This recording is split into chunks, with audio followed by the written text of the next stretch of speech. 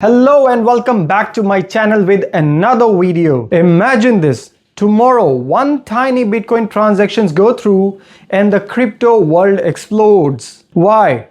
Because that transaction came from a wallet that has not moved in 16 years. Satoshi Nakamoto's wallet. What would happen if the mysterious creator of Bitcoin came back and touched his 1.1 million BTC? Today we're going to talk about that wild what if, but also about the facts behind it. The history of blockchain, how Bitcoin started, why it's legit and not a scam, and some advice for anyone thinking about investing. Before we talk about Bitcoin, let's talk about the blockchain. The idea of linking records in a secure timestamp chain goes back to 1991, when two researchers, Stuart Haber and W. Scott, published a paper about using cryptography to timestamp digital documents so nobody could tamper with them. In 1992, David Baer joined them and added Merkle trees, a clever way to bundle lots of data in one block. Back then, it was just a way to secure information. Nobody was using it for the money. But fast forward to 2008, Satoshi Nakamoto took that idea and turned it into Bitcoin. Bitcoin was born on January 3, 2009 when Satoshi mined its first block, the Genesis block. That was his action.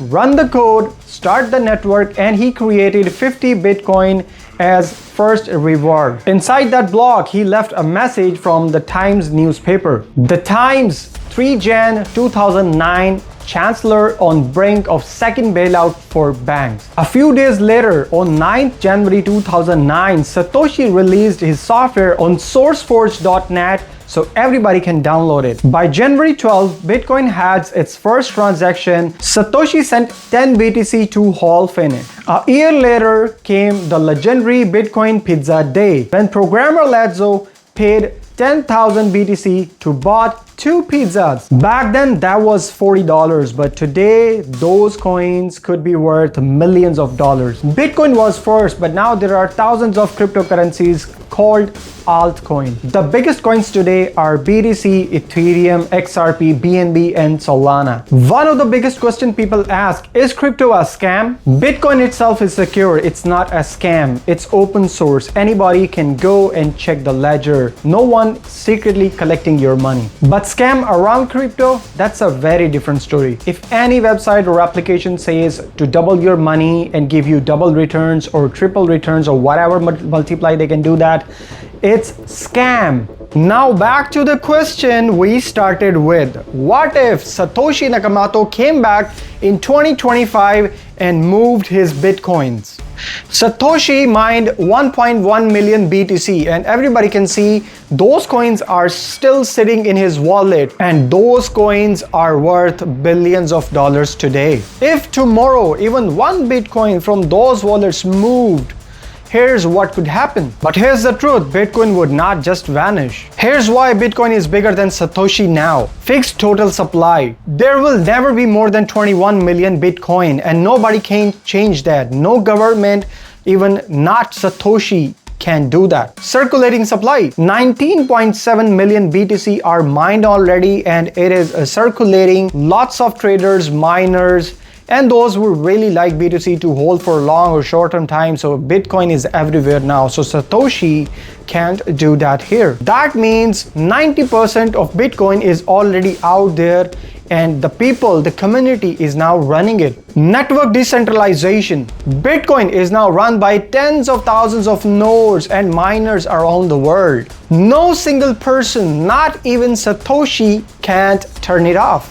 Market absorption. If Satoshi sold all of his Bitcoin tomorrow, then yes, there will be a crash up to 50%, but trust me, Bitcoin will survive. Bitcoin will come back stronger, because we have seen big exchanges collapse and Bitcoin always come back stronger. So in the worst case scenario, after the reappearance of Satoshi, if he sold all of his Bitcoins, there's nothing he can do. Bitcoin is out there, decentralized, open source.